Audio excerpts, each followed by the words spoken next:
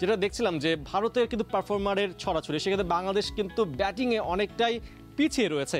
আমরা দেখতে পাচ্ছি ভারতে যখন সূর্যকুমার যাদবরা রয়েছেন, ঋষভ পান্তরা মোমেন্টামের মধ্যে রয়েছেন, সেক্ষেত্রে আমাদের লিটন দাস একটা ম্যাচে ভালো করেছিলেন, বাট অস্ট্রেলিয়ার বিপক্ষে তিনি যে নার্ভ নিয়ে খেললেন, বল নষ্ট করলেন, সেখানটাতে আসলে লিটন কুমার দাস এখন তার মেন্টালিটিটা কোন অবস্থা থাকতে পারে বলে মনে করছেন?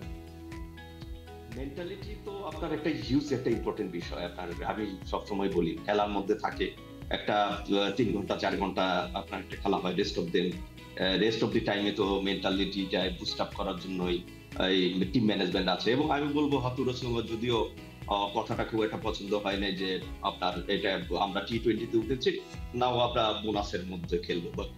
এত বছর ক্রিকেট খেলার পরেও আমরা ওয়ার্ল্ড ক্রিকেটে এই যে একটা ওয়ার্ড আগে শুনতাম, এখন কেউ বলে না, মিনোজ।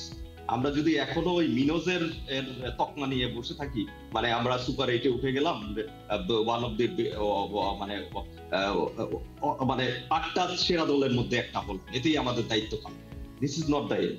তো টিম ম্যানেজমেন্ট ফ্রি করার জন্যই আপনার ওদের মেন্টালিটি ফ্রি করার জন্য এরকম হয়তো বা করেছে, কিন্তু অন দ্য আদার হ্যান্ড তাদের যে একটা ফ্রি চার্জ দিল, আপনি তো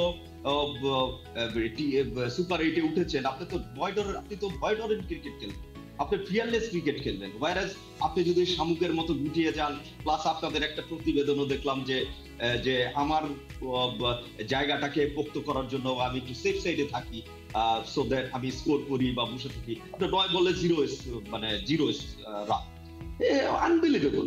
এটা মোটেও অ্যাকসেপ্টেবল না। প্লাস আপনার টিম ম্যানেজমেন্টকে আমি ব্যক্তিগত মনে করি খুব স্ট্রং মেসেজ দেওয়া উচিত প্লেয়ার। অনেক ধন্যবাদ নাজিরউদ্দিন চৌধুরী, আপনাকে অনেক কথা বলার ছিল কিন্তু সময় স্বল্পতার জন্য এখানেই থামতে হচ্ছে। অনেক ধন্যবাদ আপনাকে। এখন Walton fridge, TV, AC, washing machine ও ফ্যান কিনে অনেকের মতো আপনিও হয়ে যেতে পারেন মিলেনিয়ার। সেরা পণ্যের সেরা অফার, ওয়ালটন মিলেনিয়ার।